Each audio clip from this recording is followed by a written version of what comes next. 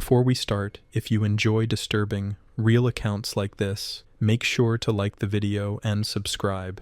It helps the channel grow and lets me keep bringing you stories most people wouldn't dare tell. Now, let's get into it. What the hell am I doing? This is how it is you become schizophrenic.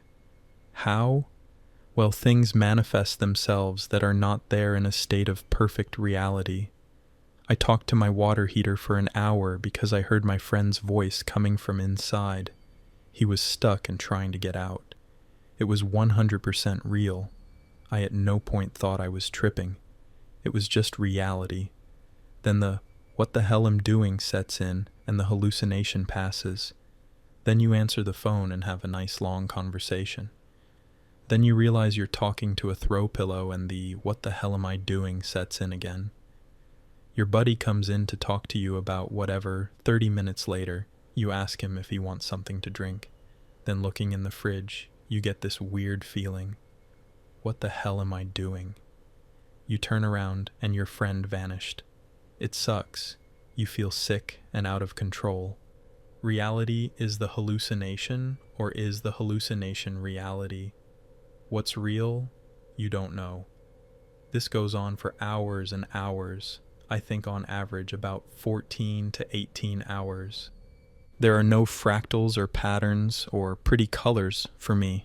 There is no sense of wow. It's more like, what have I done to myself?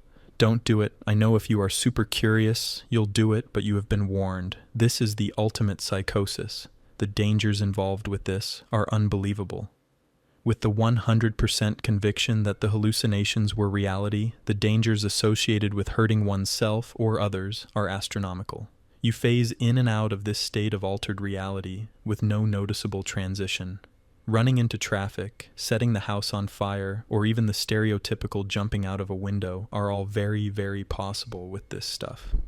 If you are spiritual at all, understand that this plant is evil. There is nothing to be gained or learned from this plant, aside from horror and self-doubt. It laughs at you and is very malicious in its intent. There is no taming or set and setting for this. You can show it all the respect in the world, and in the end, it reaps your essence in the form of your sanity and your vision. You will not see straight for days. I was uneducated when I first tried it and was convinced that I was permanently blinded by this plant. I could not read or focus in on anything for days. I agonized with this alone for days. I thanked God as everything came back into focus. Just another effect of her not wanting you to see reality as it is for as long as she can. Another mind fuck. Never again. If you really want to do it, read the reports. You'll see that they are all pretty messed up. I've done it 3 different times, so it wasn't just a bad trip. I was an experienced psychnaut and wanted to be sure about this plant and not give it a bad rap. All my friends agreed as well. This is better left alone or reserved for a hated enemy, at your own moral and legal risk. You've been warned. A dimension I never want to return to. When one of my dealers told me I had to try Datura the summer of my freshman year, I was skeptical. I was working a lifeguarding job and needed to stay sharp. I could be called into action at any moment. He assured me that it wouldn't be a problem. He was wrong. He gave me 1 pod and told me that half would be sufficient. Being an experienced psychonaut, I figured I would take the whole pod. It took about an hour till I felt anything. After about 90 minutes, I began to feel very dizzy and lethargic, like being too drunk. I took a fat dab to try to stabilize, but felt nothing. I just fell asleep. When I awoke, I knew I had made a terrible mistake. Everything was blurry, but I was sure I was in an oven. I was really sweaty, and my elbows felt locked. I felt like I really had to relieve myself, but couldn't find the bathroom because I was blind. After about 15 minutes, my vision started to clear up, and I could see. I tried to get off of the couch, but it felt like I left my hands behind, and my legs could barely move. With incredible effort, I rolled off of the couch and began to crawl to the bathroom. I pulled myself onto the toilet and tried to defecate. I felt incredible relief until I looked in the bowl, and there was nothing there. I tried again, and like I was leaking. When I looked in the toilet again, the water had turned to blood. No matter how much I wiped, the toilet paper always came up bloody. As I left the bathroom, I looked in the mirror and saw my father. I knew I shouldn't talk to him then, so I left. When I entered my living room, I could see that some friends had come over. The only problem was they had all died. Blood was flowing out of all of their orifices. It was horrifying, and I ran to my room. I tried to go online, but wouldn't turn on. Frustrated, I went to my desktop but couldn't my password. I just wanted to listen to some music, but all I could do was shake my computer. I ran past the party in my living room and out the front door. I looked in the sky, and all I could see was green gas. I was sure it was making me insane, so I got into my car and just sat there for what could have been years. The next thing I remember, I was back in my house talking to my friend. She kept asking me if I was okay, but I couldn't speak. It was like no matter how loud I screamed, nothing would come out. Then my vision went blurry again, and I might have passed out. I awoke in what could only be called hell itself. It was like I had entered a dimension of pure agony. The floor covered in vomit 2 feet deep, and blood was gushing from my underwear. I waded to the bathroom to find that my dad had left mirror. He was yelling at a younger version of myself, telling me that I would never be as successful my brother, who recently died of giardia. I tried to pull down my pants to clean up the blood, but I realized I wasn't wearing anything. The only thing, I had a vagina. I am a man. I was ashamed in front of my father and began to weep until I realized I was just crying on the floor of my bathroom. I decided I needed some water, so I turned on the sink, but no matter what, the water was scalding. I remembered when my brother was really sick. Everything, even ice water, felt burning hot to him. It was like I was inhabiting his soul, and it felt good, and I left the bathroom and my friends had turned into piles of rocks. I tried to piece them back together, but I couldn't hold on to anything. It felt like my hands were covered in grease. Needless to say, the rest of the night was something out of a dimension of unimaginable nightmares. Sometime around 5 a.m., I started to come down. My vision was fuzzy, and I kept seeing something moving in the corner of my vision. I went to sleep for a few hours and woke up relatively okay. The road to recovery has been long, but I'm hopeful that with the continued help of antipsychotics, I will in time be able to overcome the trauma I experienced on Datura. I would not recommend Datura to even the most experienced trippers. What I saw can only be described as my own worst nightmare. Mouth of Madness.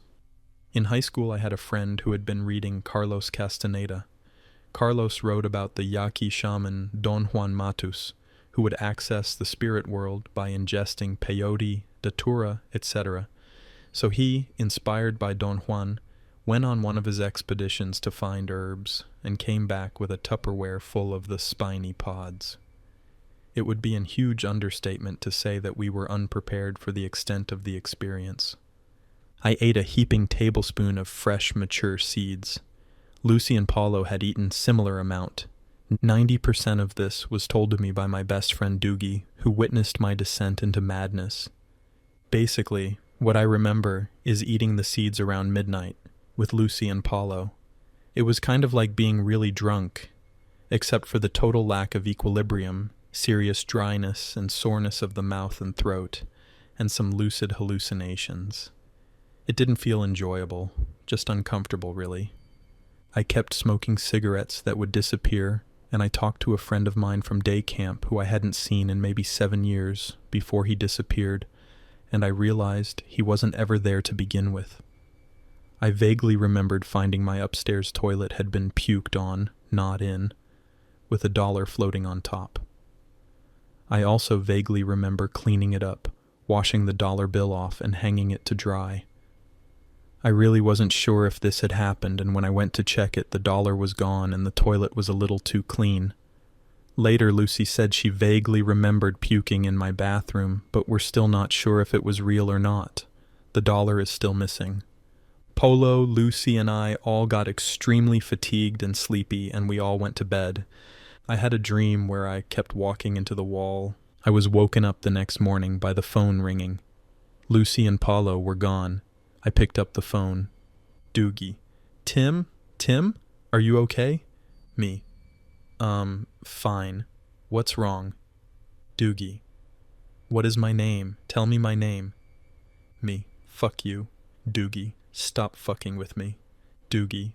I'm not. What do you remember from last night? Me. I'm not listening to this. Doogie. Just do me a favor and look on top of the fridge. Me. Haha. You put my dog's food dish on top of the fridge. Good one. Cockhead. Doogie. No, asshole, you did. Me. Whatever. Goodbye. Doogie. I'm coming over. I go upstairs, where my mom's house is in total disarray. I find the wall-mounted phone hanging off the hook, the front door standing wide open, the table in the entryway overturned, a broken vase on the floor, and it was Halloween, so we had this dish of candy corn. Someone went through maybe 75 pieces of candy corn and bit off only the orange half. I start freaking out. I had really thought that Doogie was just joshing me, but he never took jokes that far. So Dave comes over and helped me clean up. I found all of the pieces of the vase, broken where they lay, except for a very large section that was hidden behind the curtain on the other side of the room. Strange. After we had cleaned things up, Doogie proceeded to tell me what had happened. He had come back over to my house maybe an hour after I had gone to bed. Apparently he found me, wearing only my boxers, frantically trying to locate something in my kitchen. Things had not been broken yet. He said my name, but I paid no attention, only continued to open and slam drawers and cabinets. "Tim!" he shouted. I turned around, looking at him with annoyance. "What?" "What are you doing?" "I'm looking for my Windows 95 disk." I said this with the expression and tone of voice of someone who had just been asked what his penis was for. I rolled my eyes and walked off toward my dinner table, stopping for a moment to hawk a loogie on the wall. Doogie is very confused. "Don't fucking leave," I said, looking at the table. "I'm not," said Doogie. "Not you. The candlesticks." I said this in the same, must I always restate the obvious tone. "Tim, what the hell is wrong with you? Who are you?" "I'm your best friend," I try to remember. John." "No." Jake?" "No, you don't even know anybody named Jake." I'm Doogie. What the fuck?" "Oh yeah, Doogie." I spit another substantial booger on the wallpaper. "Tim, this is your house. Have some respect. Stop spitting on the walls." "Okay." I spit on the floor. "What the fuck, Tim?" "Hey, at least I didn't spit on the wall." I grab a spoon off the table and seem to be trying to smoke it. I make as if I'm lighting it with an invisible lighter and take a deep breath. "Here." I offer David the spoon. "No thanks." He takes the spoon away from me. I walked away and grabbed my dog's food bowl and went downstairs, down to my fridge where I carefully placed the dish on top. "She doesn't need it, and I don't like her anyway," I said, either anticipating his question or maybe just talking to myself. I open my fridge and begin digging into the pockets of my boxers, except they didn't have pockets. "I'm so thirsty, I don't think I have any change." I look at Doogie. "You don't need change. This is your house. That's your pop." "Okay. Do you have 50 cents? "Sure." He reaches in and pulls out a brisk iced tea and opens it for me. I take a single sip, set it down, pull out a fresh can, open it, take a single sip, set it down, reach for another. Doogie stops me. "You've lost your mind, you realize," says Doogie. I cackle maniacally and spit on the fridge. I walk toward my bedroom, missing the doorway and walking squarely into the wall. David helps me. Apparently Paulo and Lucy had already left. "Where did Lucy go, Tim?" "She went to see the shadow people." Not long after this, I think, Doogie managed to get me into bed and go to sleep. Then he went home. It was a school night. I'm not sure if I got back up and did those things upstairs or if Paulo and Lucy came back and did them. I guess I'll never know for certain. Lucy woke up in her bed, legs and feet muddy and scraped, with no recollection of how she got there. Paulo woke up at home, too. These people didn't drive, and they didn't live close to me either. Odd. I'm probably forgetting parts. I've heard Doogie tell this story so many times, but I'm pretty sure I did other stuff too. The story gained something of legendary status at my high school. Highlights from some of my other friends' stories. Josip ate some, put on Working Man's Dead, and proceeded to talk to Jerry Garcia all night long via his radio. Schlepp, sitting shotgun in a moving car, saw a dark man with a Tommy gun sitting in the back seat. He bailed from the car. Junebug ate some before his family dinner. He was in my friend Odell's basement smoking a bong. When he passed it, the basement and all the other people disappeared, and he was sitting at his dining room table, arm outstretched, while his family stared at him. He had to excuse himself from the table to lock himself in his bedroom. Other drugs you eat and you're like, hey, that's trippy. On Jimson weed, you're like, hey, that's normal. You never know that you're hallucinating. It's just like a waking dream. Not recommended unless you're a shaman. World of pain. Well, where I should start. I'm going to try to make this as easy to follow as possible. I hope I can actually do that, because I can barely follow it myself. I recall my friend David telling me about Angel's trumpet and how cool it was, but I guess he left out all the bad shit he saw. I had come across the plant itself many times, never knowing what it actually was. I had obtained a large quantity, about 90, Datura stramonium seeds from a friend. I read a few hundred articles about it in various places on the internet. I read that Datura contains both atropine and scopolamine that interface directly with the CNS, central nervous system, so I know this is going to be very hard to control and could have prolonging after effects. I came to the conclusion to do a small amount. Now to the story. It was a Friday night, I was bored nothing to do, so I figure it was about time to take the seeds I bought nearly a month ago. I wanted to do it when I had a long period of time to recover, so I took a deep breath and poured 35 seeds into my mouth and chewed them for about 2 seconds, and about gagged and quickly swallowed them and chased it with water. About 5 minutes later, I remember this should take about 30 minutes to 3 hours to start, so I start playing Half-Life, and at about the part when you start meeting Marines is when I felt a little weird. I take a look around and feel my legs getting a little numb, so I figured I have to stand up for a bit. Well, that didn't work, I just fell over. I remember taking it and remember other people saying that they get all drunk and feeling, so I just disregarded it and got back on my computer. I feel a lot weirder now than I did on the floor. I don't know how long I was there, but all I know is that I'm in a different state of mind now. I look back at my monitor and I try to move the mouse and it's gone. After a while of trying to find it, I give up and use my keyboard. All I wanted to do is play some music, so after like 60 Control-Alt-Delete, I come to the conclusion it's frozen, so I restart. Nothing happened. I do it again and again, and finally it starts. I'm not sure if this was just the Datura or my computer was fucking up. The computer started and I forgot my password, and I am so mad all I want to do is play some music. Then I punch the keyboard, it works, but my sink started to spray water all over the place. I'm a bit confused and I go to turn it off, and as soon as I hit the tile it turns off. I do a little dance back and forth from the carpet to the tile, turning the water on and off. It was so funny. But then it doesn't stop. The water's going everywhere and I can't stop it. I try to turn it off by hitting my keyboard, but nothing happens. I decide it's best to just leave before I drown. So I go to my room and shut the door.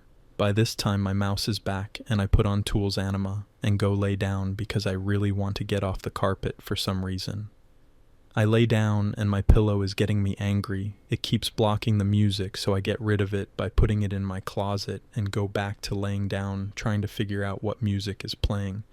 I get up to check the song on the playlist, but my mouse is gone again, and I decide it's Jason's fault. Well, Jason is a friend that lives in Texas, and I have to find him to get my mouse to come back. So I ask my roommate for $16 to fly to Texas. He told me that I wouldn't stop asking him for money, even though, explained, a plane ticket to Texas would cost like $400. And I told him that I had a guy who stole a plane is waiting outside for me, and he's a bum, so all I need is $16 and a pack of cigarettes, and he will fly me to Texas. Well, I don't remember when or how I got back into my room, but I did, and I couldn't get out. My roommate probably locked me in.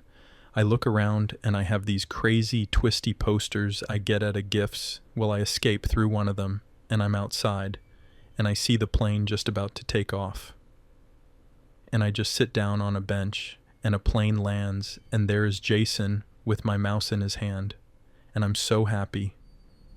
But when I go up to him, he gets very mad at me because he had to pay the bum $16, and he smashes my mouse and kicks me in the knee, and I fall down. I look back up, and I'm in my room again, and at this point I am very scared because for a second everything's the same again, and my arms are stuck inside my shirt, and I need to get them out to stop the walls from getting any closer, and I rip through my shirt, and I'm leaning on the wall trying to stop the wall from crushing me and everything in my room like a garbage compactor.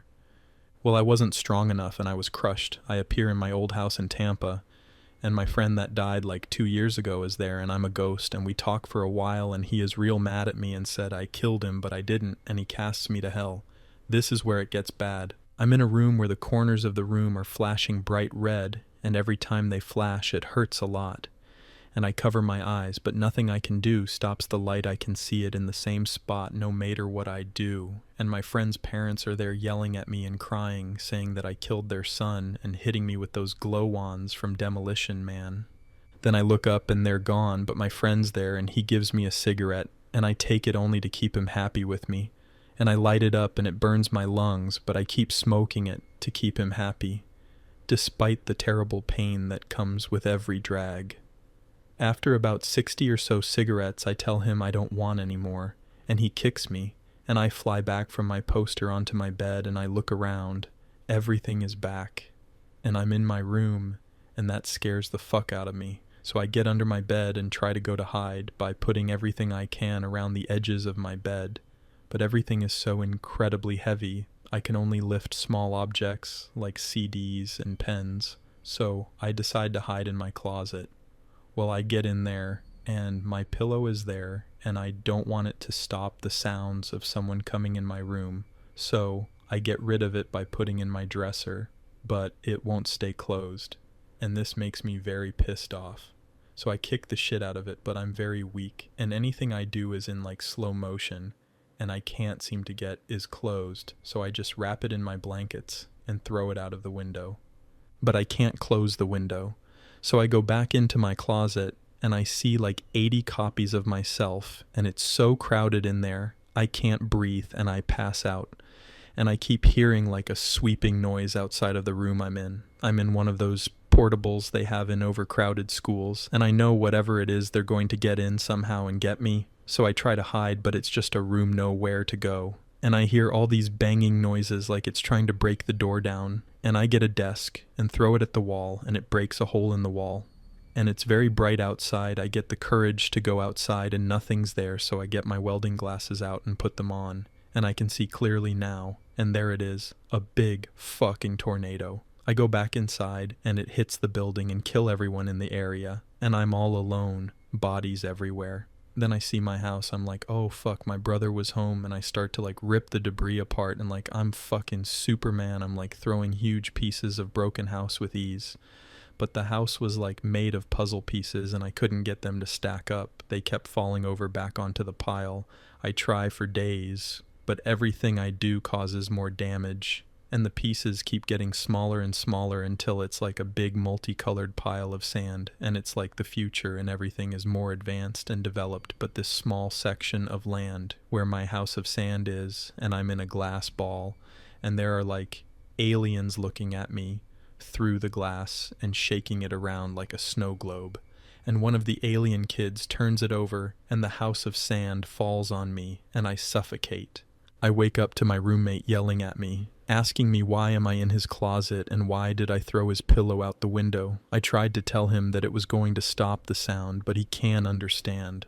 So he explains to me that I must be high and he thinks I'm on acid. I tell him acid is not good for him and that he should try something that I have. And I handed him an empty bottle labeled Datura, and it all hits me. It was all just a very bad trip. So I call my parents and they're a little confused why I asked if they were okay. So I hang up and go take a shower, trying to get back to normal. It took about 6 to 8 weeks until I could actually see straight and sleep regularly and not expect to be killed at any moment. If you made it this far, I appreciate you. If you enjoyed this video, leave a like and subscribe for more disturbing real accounts like this. And if you've ever experienced something similar, you can share it in the comments. Stay safe.